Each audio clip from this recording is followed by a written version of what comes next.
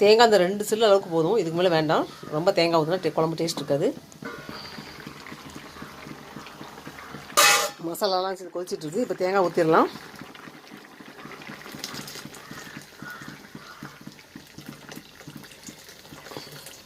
தேங்காய் அந்த அடியில் கப்பி ஊற்ற வேண்டாம். எப்போயுமே இந்த கருப்புக்கள் கப்பி வந்து பழிஞ்சிருக்கு பார்த்தீங்களா, அதை ஊற்ற வேண்டாம். அதுதான் வந்து பித்தம், அது சேர்க்கக்கூடாது.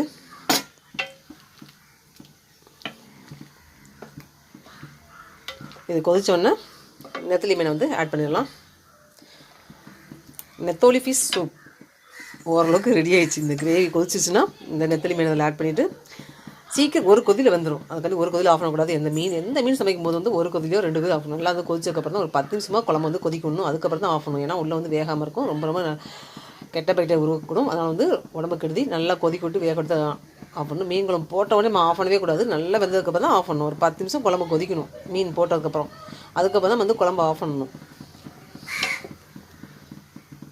இப்போது நெத்தலி சூப் செய்கிறதுக்கு எல்லாமே போட்டாச்சு. உப்பு உரப்பு எல்லாமே டேஸ்ட் கரெக்டாக பார்க்கலாம்.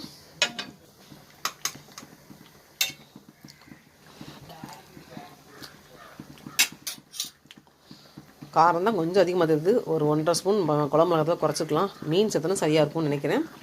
பார்க்கலாம். தண்ணி மட்டும் கொஞ்சம் சேர்த்துடலாம். ஏன்னா குழம்பு வந்து ரொம்ப திக்காக இருக்க வேண்டாம். கொஞ்சம் தண்ணியாக இருந்தால் நிறையா ஊற்றி சாப்பிட்லாம். அப்படியே